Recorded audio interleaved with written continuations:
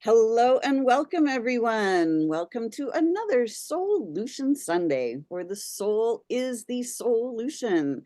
I'm Lisa Warner. I'm the author of The Simplicity of Self-Healing and creator of SOULution Sunday. And today we have a special guest, Ian Hawkins. Ian is the founder of the Grief Code. He is a coach who specializes in healing unresolved and unknown grief. And he's the founder of the podcast called The Grief Code. So, Ian, the Grief Code, where does this come from? Tell us about that. Sure. Thanks for having me, Lisa. Firstly, it comes from my own journey of the grief that I experienced when my dad passed. So 2005, I always had this disconnect with him, and 2004, my first child was born, and I knew that was going to be a source of great connection between him and I. And I can still remember his genuine excitement when I rang to tell him that we had a little girl, and I'm like, this is going to be great. We're going to have this great connection now because he loves kids and he's looked after all my older brother and sisters children, so it's going to be really good. And then he got sick, and then 10 months later he's gone, and I'm left with all of this stuff that I didn't know how to deal with. Now, when you experience grief and someone passes, it's intense, and there's a fair bit to work through. It was actually the stuff that kept playing out for years afterwards which had the greatest impact. And it's, for those that can identify with this, it's like after 2 weeks, the rest of the world gets on with their life. 2 weeks after loss, everyone gets back to their life, and then you're left wondering, well, what do I do now? Now, for some people that lasts a week, for some people it lasts longer. And for me, it was 6 years of spinning the wheels and not really knowing what to do. And then when I first actually got a mentor, someone who would be able to help me, one of the very first things that he took me through was these letters of forgiveness around different people in your life, and not for them, but for you. You write these letters to do the healing.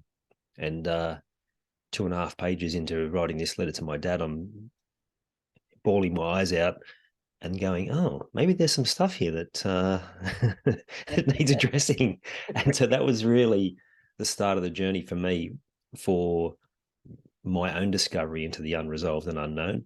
And then that's been now a 11-year journey of learning all that I can for my own healing. And then along the journey, I became a coach and a guide, helping other people do the same. Wow, that's beautiful. I mean, that's so much how it all happens, that we go through our own trauma. And then when we get to the other side of that, now we look back and we see that we can help other people doing the same thing. Yeah, absolutely. It's actually the thing that we are best at teaching others, because from our own lived experience, like what better teacher than someone who's been through it themselves? Exactly. And so often we think that we have to have some special college degree and some certificate, and, that we have to learn all this stuff. And if we learn enough stuff, then we can, it's like experience is the greatest teacher because it comes from the soul. We know it inside and out. Yeah, absolutely. It's the getting all the certificates and the accreditations. That's external need for validation Exactly. and to prove to someone that we're worthy of it. But when people can realize that they're worthy from their own lived experience, and then learn, obviously you need to learn tools and strategies for other people to then be able to apply. But yeah, to me, that's one of the greatest gifts from my dad's passing, is for me to realize my value in the world. Wow, I mean, what better gift, right? Exactly. And for those who are early stages of grief, might not be ready to process it in that way, but it did come to a point where I was down the track on the journey of my own healing, and I had that realization of, like, would I have done what I've done without his passing? And you can't know for sure, but I don't think it would have. And sure, I'd love to have him back, but I wouldn't change the journey I've been on, because it's just led me to so many incredible moments in my own life, which I believe I wouldn't have ever got to experience. Yeah. So ultimately, it was a really great gift that he gave you. 100%. And we talk about grief specifically. That's one of the things that is so important in grief, is finding the gift in it. And it's depending on where you're up to on the grief journey. Not everyone's ready for that. And sometimes, it takes many years for people to find that. But when you can accept and realize there is a gift and be okay with that, which will probably take some healing work, then yeah, there's just so much more to your life. Exactly. One of the things I learned from my journey with facing cancer and healing naturally was that once I got on the other side of that, I realized that it was such a great gift. And it was like, wow, my greatest struggle, the thing that, was the hardest thing, turned out to be such a great gift. And so after that, I started looking at any of the struggles that I was going through. I started to think, there's a gift in here. And if I can just start to accept that this is a gift, I don't know how it's a gift yet, but I know that this is a gift right now. So if I can start accepting it as a gift right now, I can move through it a whole lot faster when I'm not in resistance. Absolutely. And it's, as you say that out loud, I was straight away drawn to a pattern I'm running at the moment. And I took my clients through this morning, how to create a new habit spiral. So you're not looping back to the same habit, but you're spiraling out to something new. And you need to have the circuit breaker. And I was conscious as I was taking them through, I'm like, I wonder what the circuit breaker for me for this particular area is. And like I said to them, it will show up when it's ready. And there you go. An hour and a half later, thank you. Right. Don't you love it? Oh my gosh. I mean, that's the beauty of the work that we do, Lisa, right? Like we're not immune from getting stuck from things and having huge challenges in our life. We know more strategies, and we build a network of people that we know will either point us in the right direction, or we'll find someone else who will as well. Exactly. And the more we kind of repeat these cycles and patterns, pretty soon, after a while, there's like, hey, wait a second, this is a pattern, this is a cycle. And we can actually, I realize, like, I can just start to choose, you know what, this ends right here, right now. I'm done. Like, I don't want to repeat this anymore. It's over right here, right now. Yeah. And a lot of times stuff will just literally stop in that moment. And all it takes is me to become conscious and say, no more. I break the cycle. I'm done. Oh, I love that. And I imagine many of your listeners, Lisa, are fairly spiritual, given the Yeah. title of the podcast. They would relate to this. We spend so much energy in the spiritual community talking about all these different fancy ways of doing things and like energy protection and all that. What if you just asked, what if you just said, please just give me whatever I need for this? Please cut cords with these people. Don't have to create this whole big thing.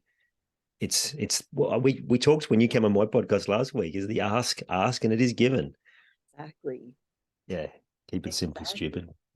The thing is, like, because we are living in this state of amnesia, we've all forgotten who we truly are as divine beings of light. We are creators, and we are creating our reality in every moment. And we can literally stop a creation and choose again. Like, we have that ability. Yeah, absolutely. I'd love your thoughts on this. I know this is you're asking the question in this one, but this just came into mind. It's a It's like conversation. yeah. Um it's not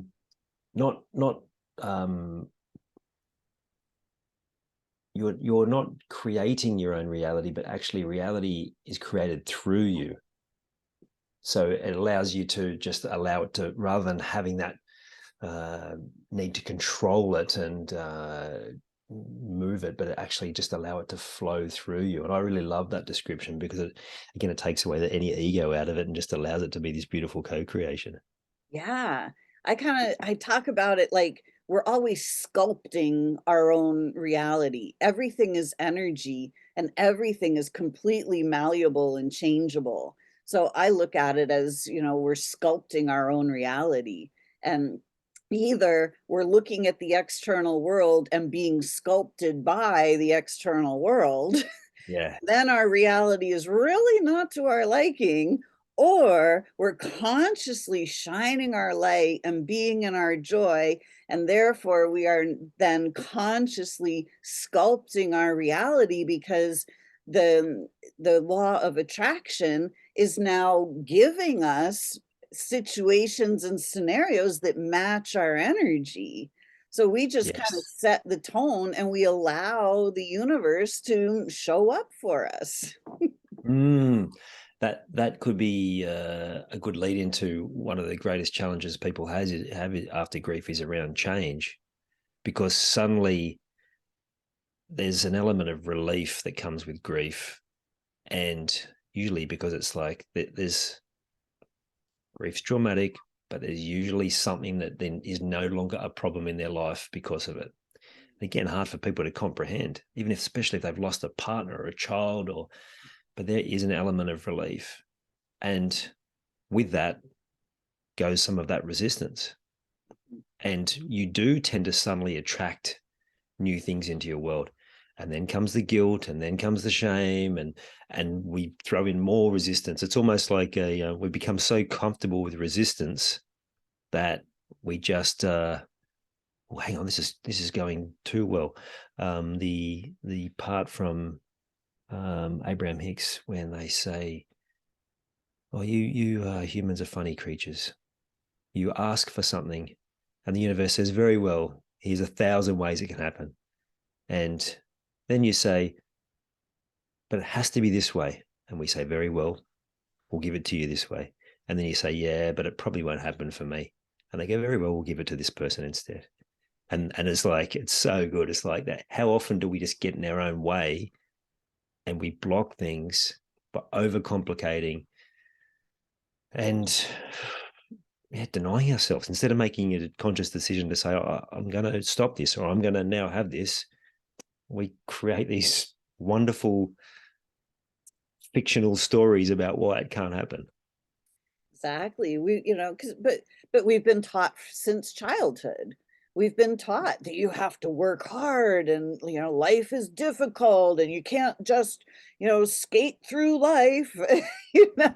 It's like, who do you think Yeah. you are? God? Like, like well, yeah, Yes. Actually, actually. yeah. Like, Yeah. We all are. Um, yeah.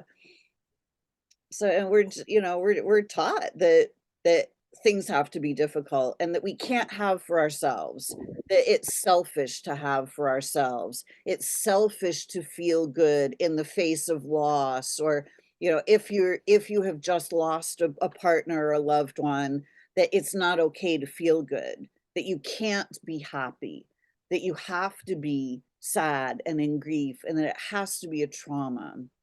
yeah. I'd love your thoughts on this, Lisa. Have you had many conversations here around speaking to people who have passed? I haven't had a lot of conversations about it yet. I do that. I've had these experiences, and Yeah. that was actually how I woke up, Yeah. in Wow. my mid-30s. Um, I'm an only child, and I had one female cousin. I had a few male cousins, but only one female cousin, and she was exactly 6 months younger than me. And we were tight. We were like sisters, even though she lived in the Midwest and I lived in the East Coast, so we hardly ever got to see each other.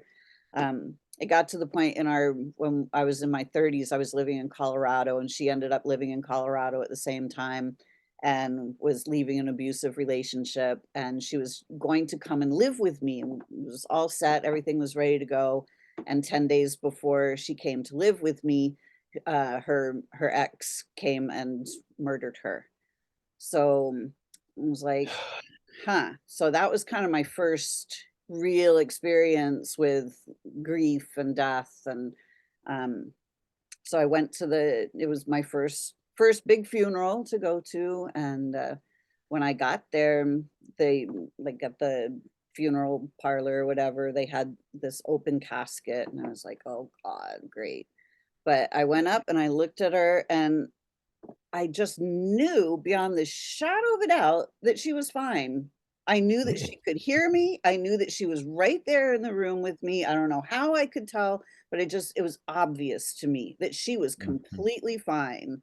And at the time, I was like, oh man, you are the lucky one. It's like I'm left here with all this mess in, the world as the mess. It's like Yeah.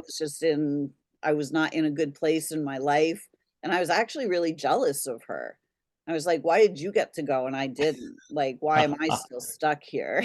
You Yeah, know? wow. Yeah. So, but I had a bunch of conversations with her after that, and that Mm. really kind of started me on my whole awakening journey, realizing, "Oh, I remember now, there is way more than just this physical incarnation."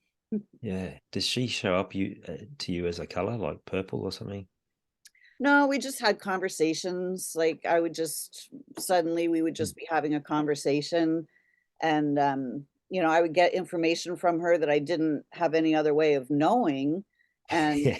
but still, because I was having the conversation in my mind, let's say, in my head, it Mm. was, I would still kind of just write it off like, "Oh, I'm just making this all up, this really can't be real." But part of me knew that it was really real. Mm. So, Yeah. that was That's hard. that's that's a really good part to include, because I think anyone on the spiritual journey has those moments where they question it and they go, come on, that's how deep the programming runs, right? We've been Yep.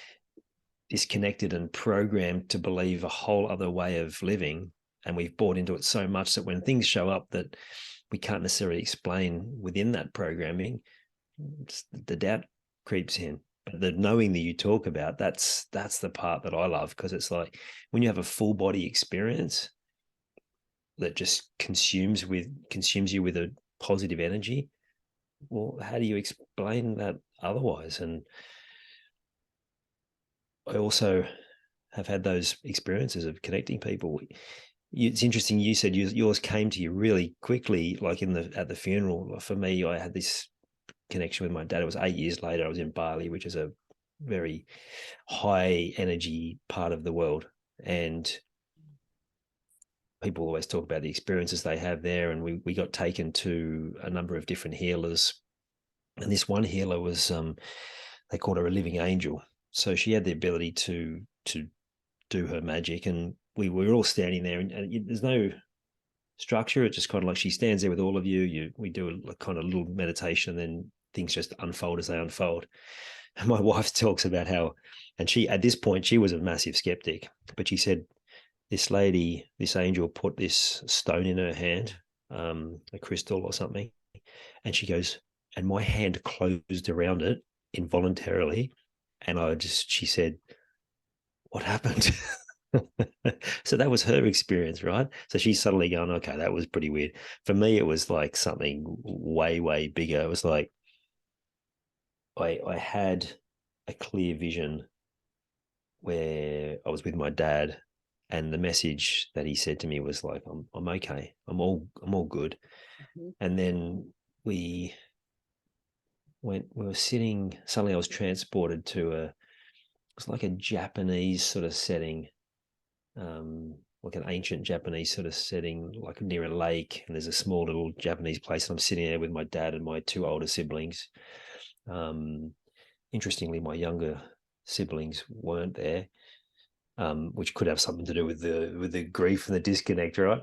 But then, like, I've just got there. I'm like, oh wow, this is amazing. How good is this?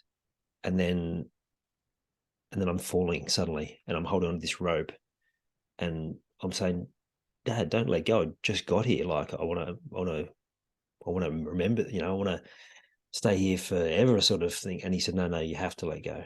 You have to let go.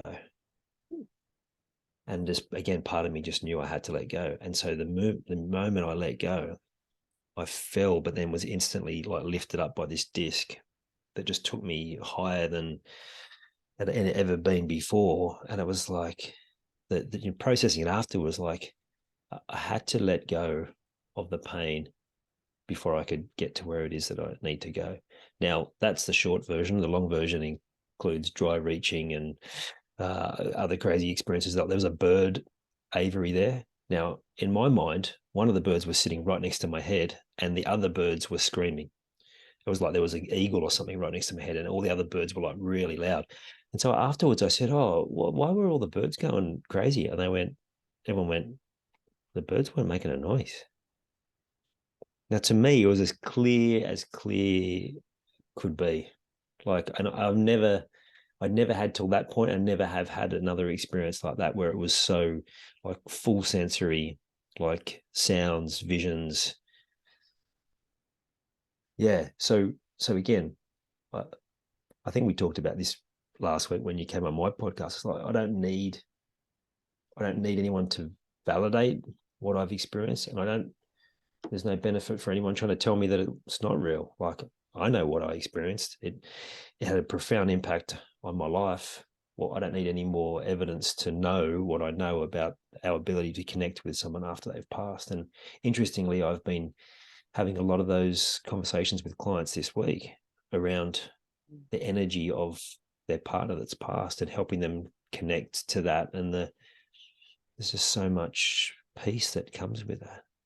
A friend of mine talked about how if you say to someone just after someone's passed that you were talking to them, they like, yeah, that's completely normal.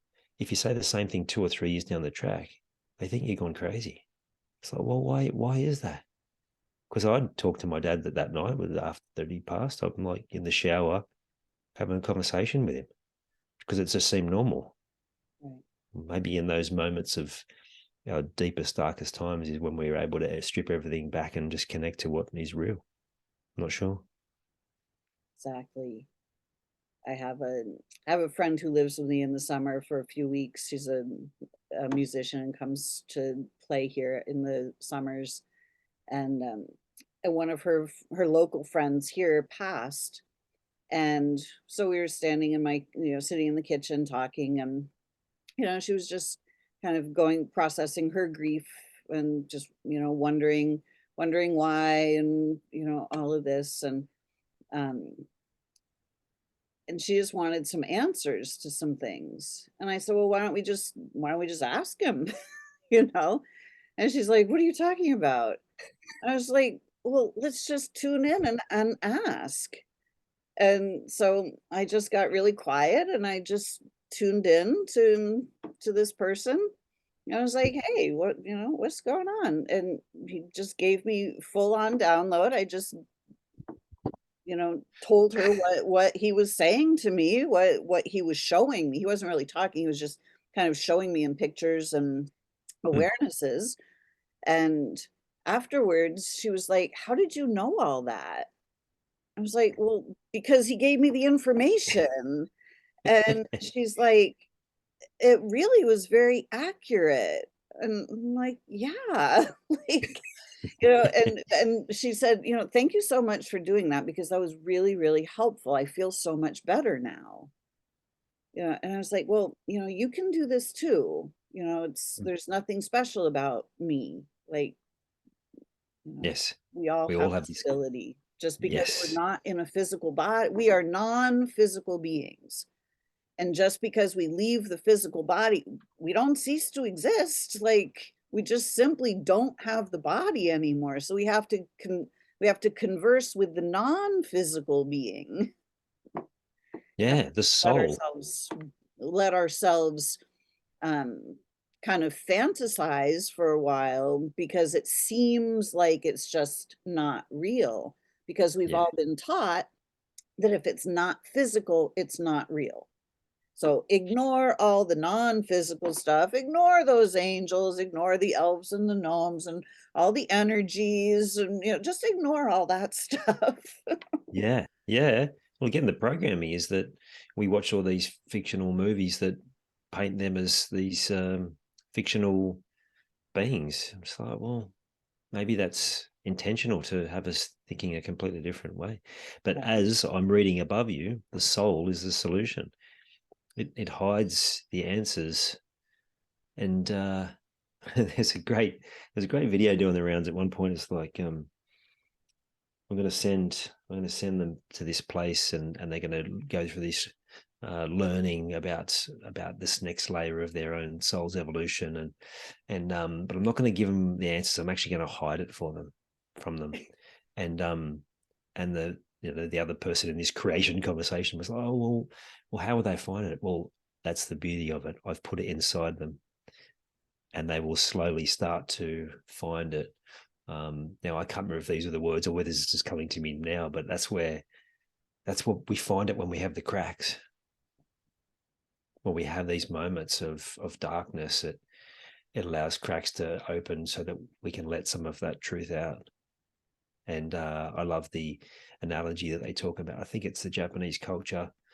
Really fascinating. That's twice Japanese has come up in this conversation. Well, I might have to dive into that. But the culture, they don't, like, if a vase is broken, they fix it with gold. So it becomes stronger and it becomes more valuable. Like, what a great metaphor for what it's like to heal from your grief, your pain, your physical side of things, all of the things that is possible when you go on the journey. Exactly. All these things make us stronger. Just Yeah. like the physical body, if we break a bone, when the body heals, that bone heals thicker, so that Yes. the next time you bang your arm on something, it doesn't have such a good chance of breaking as it did before. So, what all these bumps and bruises and traumas and dramas, they make us stronger when we move through them and we heal them. Absolutely. I'd be curious your thoughts on this, Lisa. So probably about 6 years ago, I went on a really determined mission around nutrition, and through my own experience, I was having different things that were playing out for me, and I had a few of them fixed or improved by being pointed out that if I just change this part of my diet, then this would happen. And that just kind of opened my eyes to, because I was given a pharmaceutical to help with reflux, was one example. And at the time, I had, it made me dizzy, and it took me a while to work it out, but I'm like, oh, this started when I started taking this. And then an iridologist came into my workplace, and they were talking about all different things, and she recognized some key things. Again, that knowing, like what she saw in my eyes around my back, and then also this stuff around reflux, and she gave me some tips, and it changed it. And I was like, wow. And so I changed all these things around my diet, and then I became very passionate about how we can heal through that. But on the journey, you realize that energy actually trumps all of that, whether it's the physical, the mental, the emotional, whatever. If you change the energy, like I like the I can't remember the guy, the Hawaiian guy, the Ho'oponopono guy, who says you can actually eat anything you want. Yeah. Just learn to shift the energy.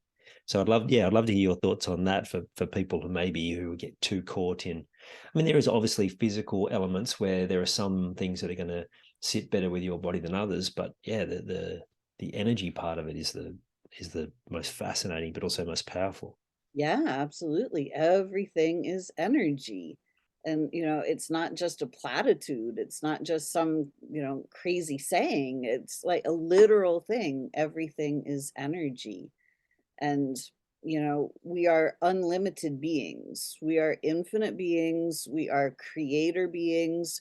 We are not limited in any way, shape, or form other than by our own ideas and beliefs. And, we've been taught a lot of misinformation about our bodies. And there's a lot of misinformation that we find out now is on purpose, that's driven by the drug companies, for profit. And they would much rather have us relying on pills and other things rather than being able to heal ourselves. So Yeah, no, there's no money in that, is there? exactly.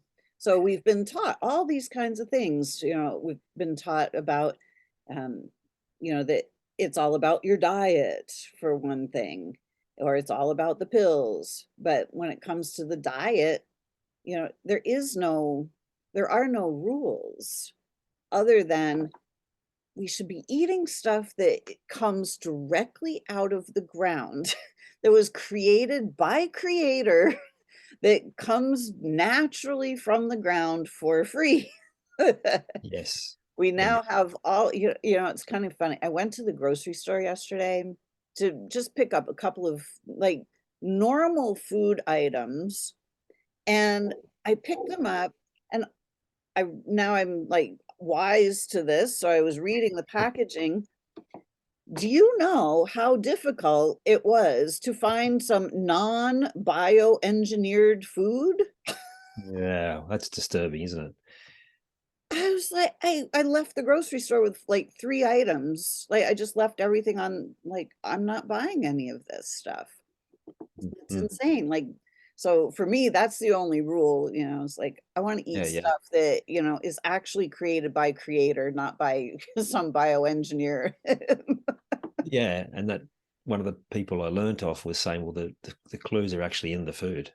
Yeah, Like you cut a carrot open and you see an iris and it's good for your eyes. Like go figure. Like walnuts are good for the brain. Like exactly. cauliflower is good for the lungs. Like Right. they're all it all adds up. It's like someone's trying to tell us something. Exactly. So Mm. all of the any of the any um unbalance in the physical body, it's not an unbalance of the body, it's an unbalance of the energy. So everything always starts as the energy. So when we have a trauma, when we lose a loved one, for example, that's a trauma. And depending on how we process that, the a part of the body helps us to process that trauma.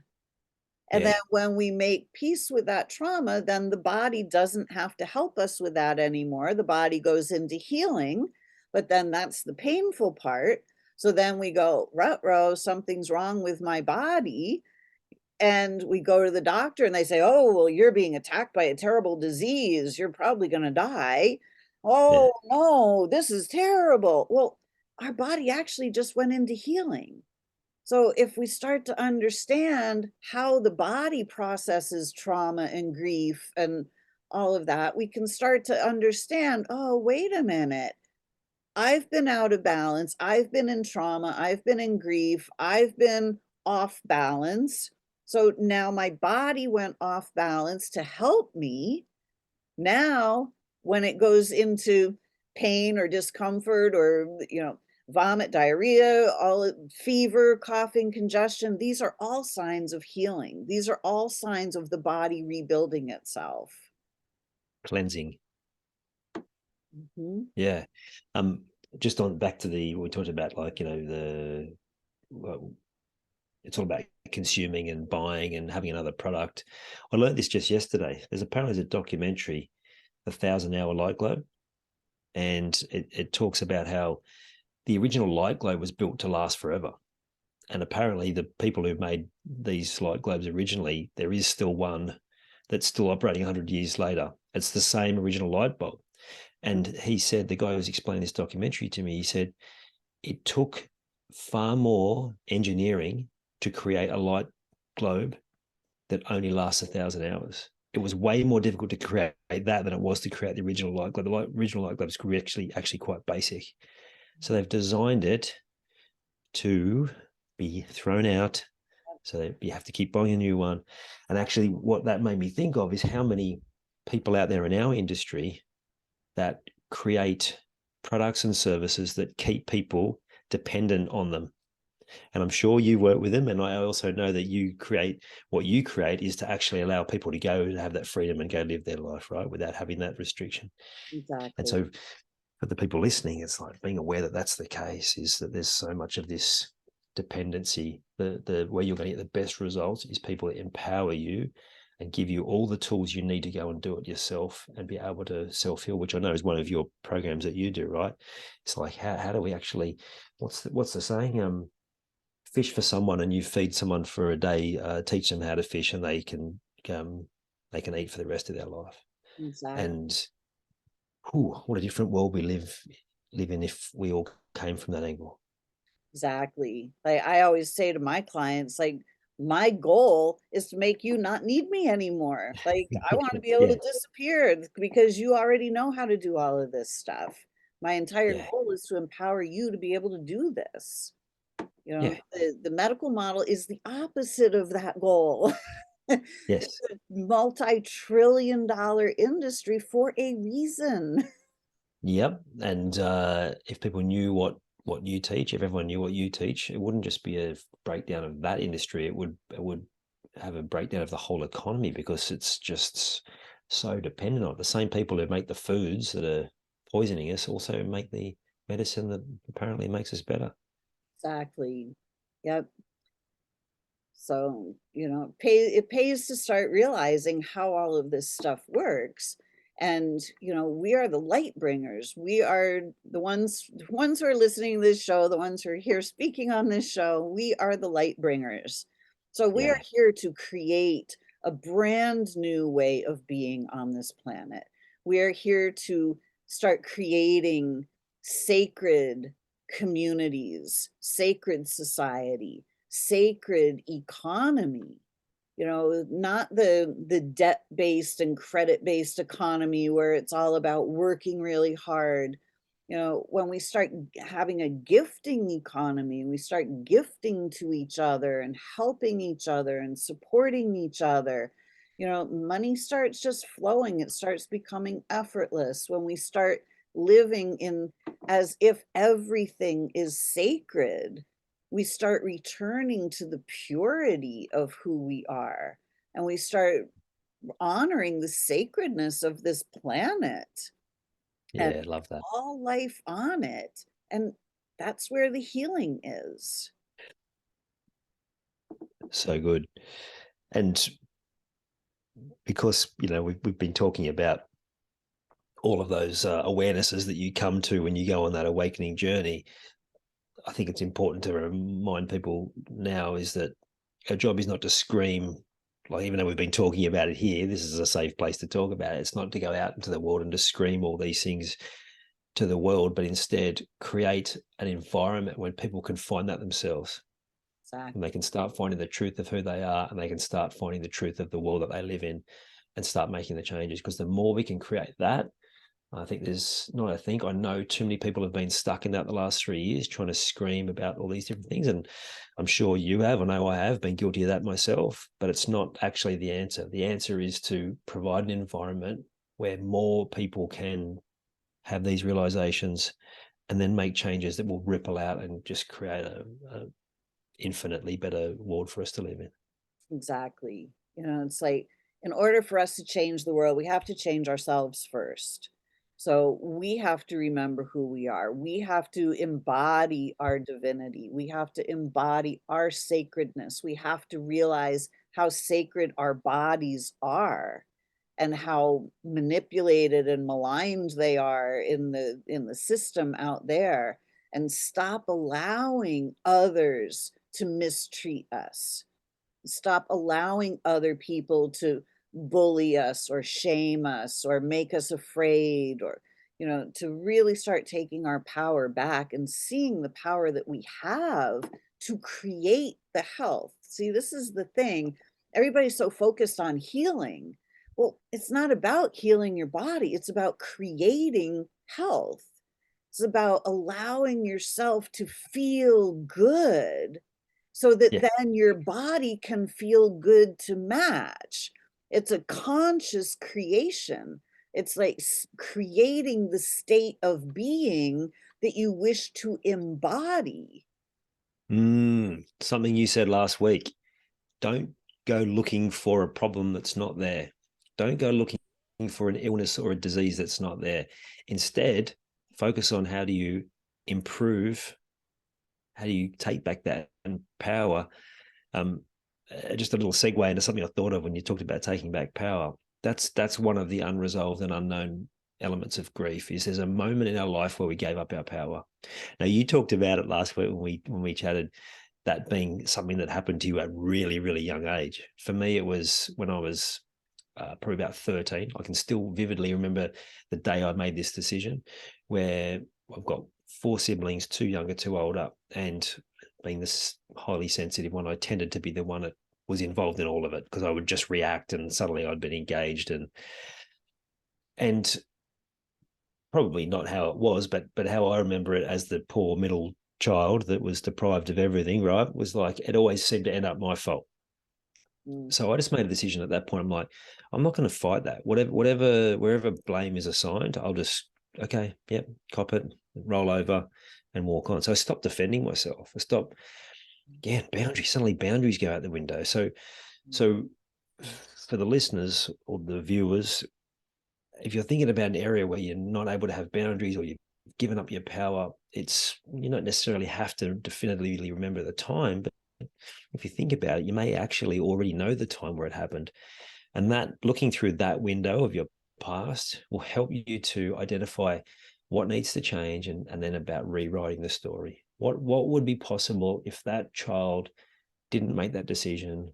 And you can change that now by making a different decision. Like you said at the start, Lisa, is like, make a decision. Now you're going to take back that power. You're going to step back into your divinity and have your boundaries, not boundaries of an electrified fence where people get stung when they come into your space, but one of bright white light, where those that are meant to will be drawn to that light, and those that aren't, the light will be too bright. And when you can start coming from that place, then that's when you start attracting in those wonderful moments of synchronicity, like us having this conversation, for example. Exactly.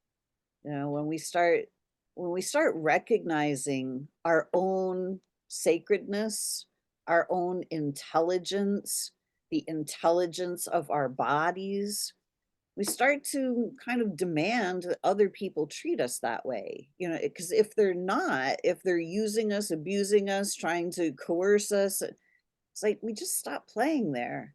It's like we stop engaging with that. And so Yeah. either they just kind of go away, because if we won't play with them, then there's nothing to engage with. And Mm. we make them come up to our level. We kind of demand, just energetically, not you have to do that, but just, Yeah. no, I am who I am, and this is how we operate here. We Yeah. operate with dignity and honor and respect. We're Yeah. not giving our money to the lunch, our lunch money to the bullies. It's not how we're playing, Yeah. We don't demand by, like you said, telling, but it's like, this is now what I will tolerate. And if you're not prepared to meet me in the middle there, well, then there's no place for us to meet at all.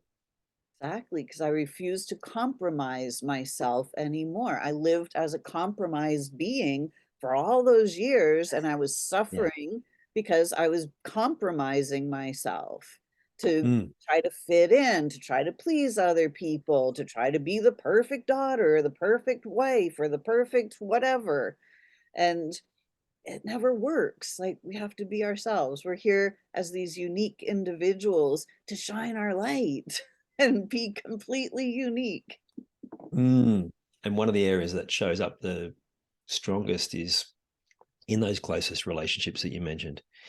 And as you go through these moments of growth where it feels like there's a disconnect and things are falling apart, it's just a reminder to yourself that no, you are making the choice to be the person who changes the very future of your generation, your family lineage for years to come.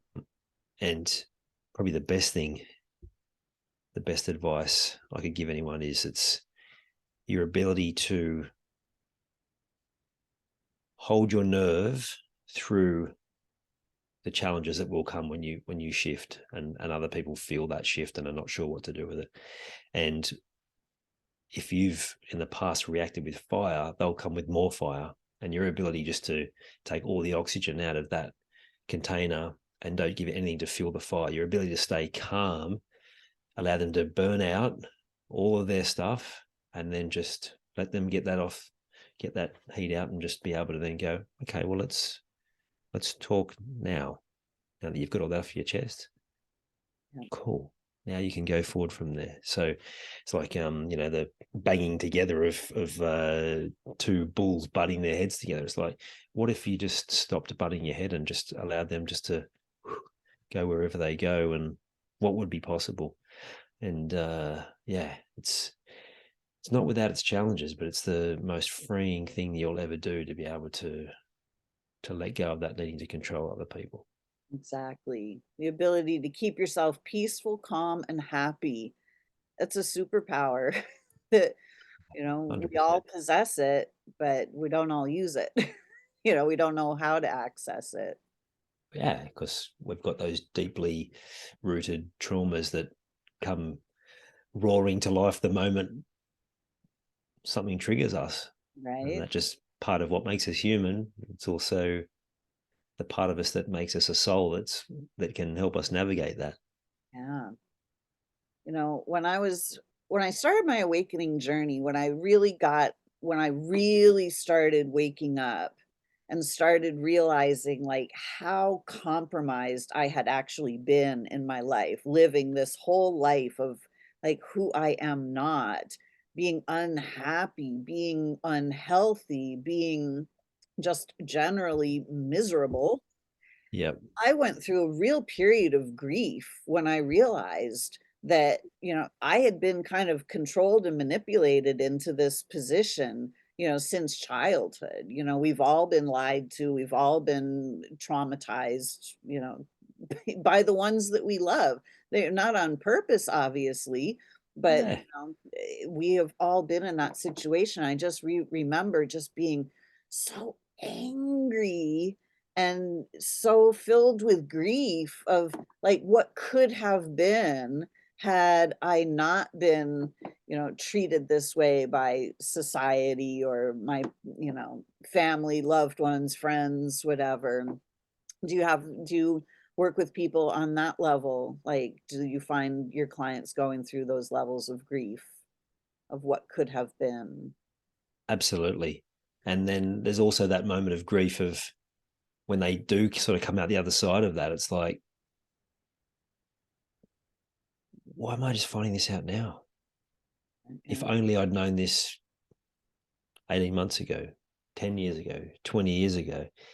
They're all normal reactions when you go when you go through change and you go through growth and you make a commitment to yourself that you want things to be different.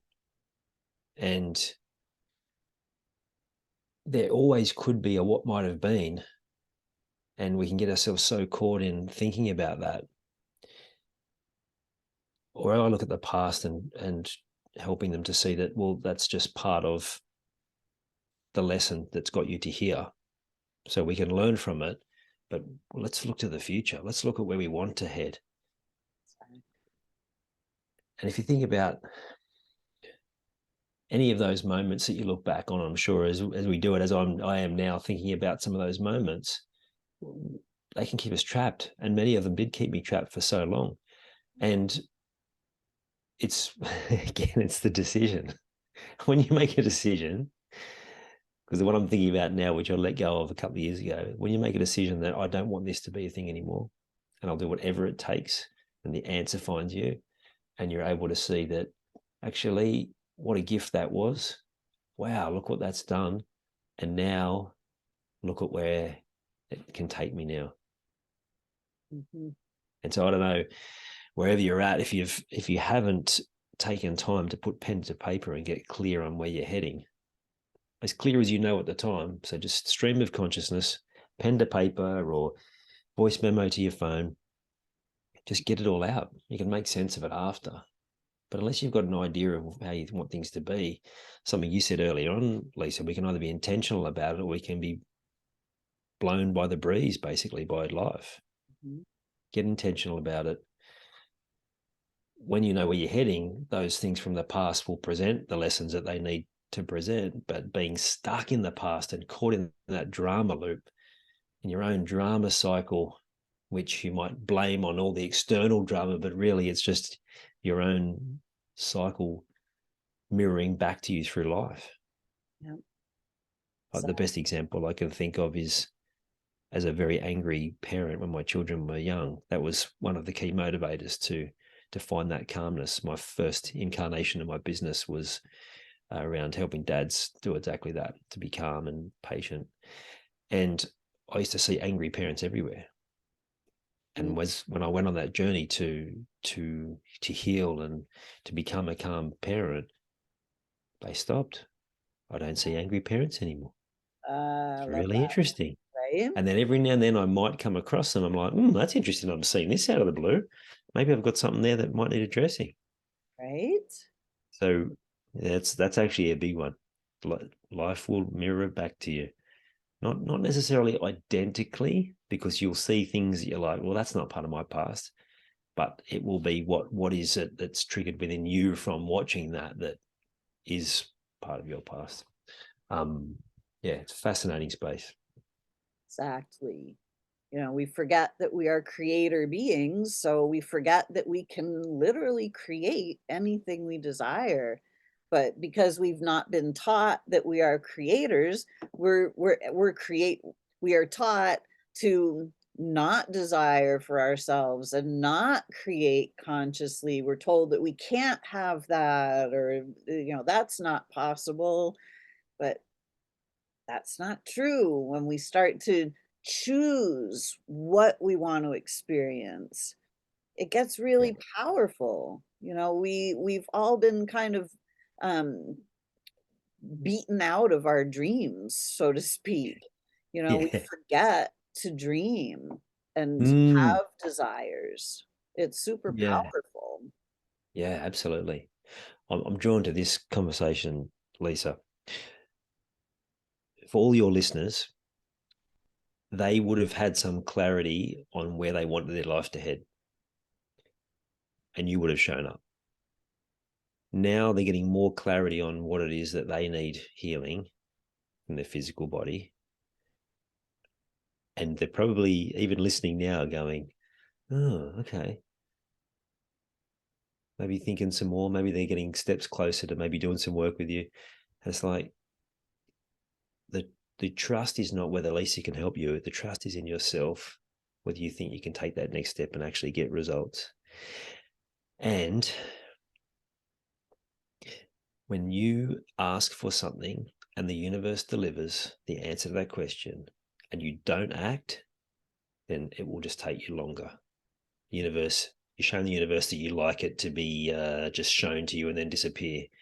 But the more something appears and you act on it and go with it, the more that you will be shown, the faster you'll manifest. A great example that I don't know what your listeners like, but for me, I've got a sporting background, so a lot of my metaphors come through sport. So I was watching a press conference after a football game, and the guy was wearing the team jumper, and I'm like, wow, there's something about that color combination I just love. I'd love to have one of those, but I'm not so taken by that team, so maybe not. So literally a few days later, I'm in the shopping center, and it's the same color scheme, but of course it's just I think it was Adidas or something label. So it's like it was pretty much what I asked for, the jumper without the logo. And then I looked at the price and I went, oh, we're doing it a bit tough at the moment. Maybe I shouldn't do that. So I walked away and I walked out of the shop. This is literally 2 years ago. And I'm like, what are you doing? Well, you've asked for something, it's given to you. Like, go back and get it because it will unlock even more. So if anyone listening is sort of sitting on the fence and tiptoeing around, then just know that you never regret investing yourself. You never regret it. And it may not always happen as you think it is meant to. Yeah, But yeah, the freedom. exactly. I love that you said that because it's so true. We're always taught to make wise investments, but we're not taught to invest in ourselves. Yes. Yeah. The greatest investment you can ever make. And I didn't understand that when I was coming from a place of lack. And even my first mentor, which cost me a couple of $1,000s. And again, there was some divine intervention about how that played out, and it's a sporting element to it, but I won't bore you with all those details. But it was like, that was a leap of faith from my wife and I to do that, because we wanted things to be different. And the path that it set us on, and that all that it's unlocked for us, and all the people we've been introduced to, and all of the different new ways of living that's made the biggest difference, not just to us, but to the relationship we have with each other, with our children, with our extended family. Like, that's money can't buy stuff, and just wouldn't have it any other way. And yes, there've been ups and downs, and there've been challenges, but yeah, just you couldn't. You know what it's like, right? You could never go back. If someone said to you, "You'll never get that sickness, and you'll never go on the journey," you'd say, "No. Oh, that's a valuable part of my story. I'll take that any day of the week."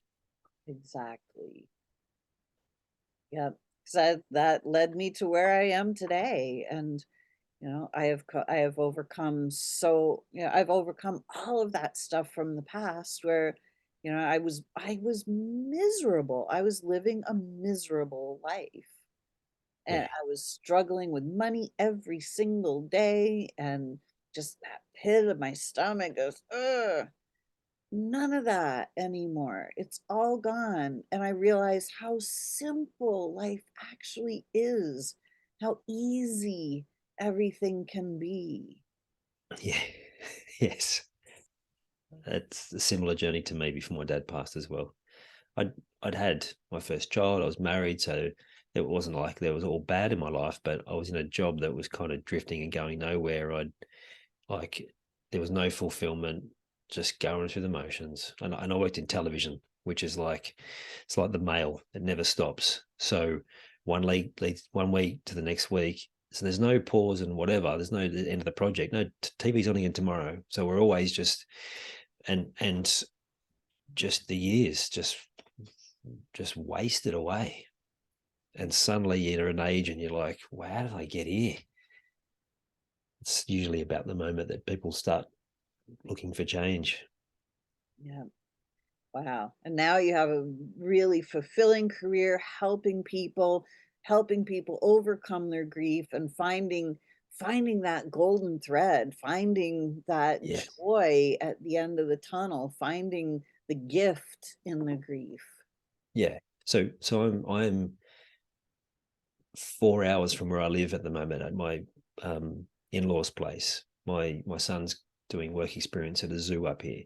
Hmm. And so we're both working up here, and we're going to the beach in the morning. And I played golf yesterday afternoon. Like, that's freedom, right? Like, I'll do some work probably tonight, maybe on Saturday. There's not, like, not having to be stuck on certain times. Like, you talked before about working hard. Now, I'm sure, well, I can't answer for you, but when I work hard because it's just so inspiring. But I'm not having to feel like I need to be working all the time. I'm not feeling guilty when I'm not working all the time. I'm not feeling all of those, all of the programming of this is how it has to be. You actually get to choose. And it may take time, but I guarantee you it will take less time than you think the moment you commit to yourself that you're going to make that change. Exactly. The moment you choose to invest in yourself and invest in the outcome of your future that you really desire. And Yeah. And go wrong. if we look at investing, like, some of your investments won't be financial, and Mm. they will be about investing your energy, your time, your Exactly. commitment, your desire. Yes. They're all just energy. They're all just energy exchange. Yep. But just know that when you make that commitment and you come from that intention of a decision of wanting it to be better, then, like Jim Rohn says, you don't reap what you sow. You reap a whirlwind of what you sow. So Exactly. the investment is a sowing of more seeds, and the opportunities that come. Yeah, I'm actually just thinking about it now. I'm looking out this window of like the hinterland here and just thinking the possibilities that I still don't even know, that I still haven't even discovered, that will come to me in the future. And to me, that's like an excitement in my life that I didn't have for the first 38 years. Just didn't have it. Beautiful. I love it. Yeah, me too. Uh, I love that you're doing what you're doing, Ian. It's so nice to know that there are coaches out there like you who are really invested in their clients' success and who are really truly making a difference in the world. Thank you for doing what you're doing. I thank you, Lisa, and I appreciate that. And I appreciate the platform to come on here and talk about this stuff because, as you know, I love it and I love having the conversations we've had. So thank you. Yeah, thank you. And so, Ian, how can people find you if they want to know more about what you do or reach out to work with you? How do they find you? So ianhawkinscoaching.com. Same thing on Facebook, Ian Hawkins Coaching, LinkedIn, Instagram. It's all the same handle. For those who are called, feel free to send me a direct friend request on Facebook. It's Ian Hawkins 111. And yeah, just join the conversation, particularly if you're someone who's been on a bit of a journey. I've got a podcast like Lisa mentioned early that if you've got a story to tell and you're happy to talk about the big moments of your life and share that with the world so that they can get the healing out of that as well, then maybe that's something you're open to as well. But either way, something I learned probably 20 years ago is every conversation is worth it. It may lead to nothing, but at least find out, like connect with people that you're drawn to and see where it leads. It might just be the step to you finding exactly what it is that you've been searching for all this time. Exactly. Beautiful. So, anybody who's drawn to reach out to Ian, please do so. Follow through on that inner guidance. It's Yeah. worth And I should have mentioned also that if you're curious about how your grief is showing up for you, particularly unresolved and unknown, you can have a look at my framework. So the grief code framework, which is ianhawkinscoaching.com/the grief code. And there's a ebook there that will help you to identify how your physical body is showing you what the grief is, how a pattern of behavior might be playing out for you, and then start the steps to do something about it. beautiful. Great. So please reach out to Ian, grab that ebook, and discover more. Beautiful. Absolutely. Yeah, that's it. Be curious and discover more, whether that's with Lisa or I or wherever you're drawn. Exactly. Yeah. Great. Well, Ian, thank you so much. It's been such an honor having you on my podcast and being on your podcast. It's always fun. I love our conversations. Me too, Lisa. Thank you again. All right. So everyone, thank you so much for joining us today. We really appreciate it. And until next week, create for yourselves a great week.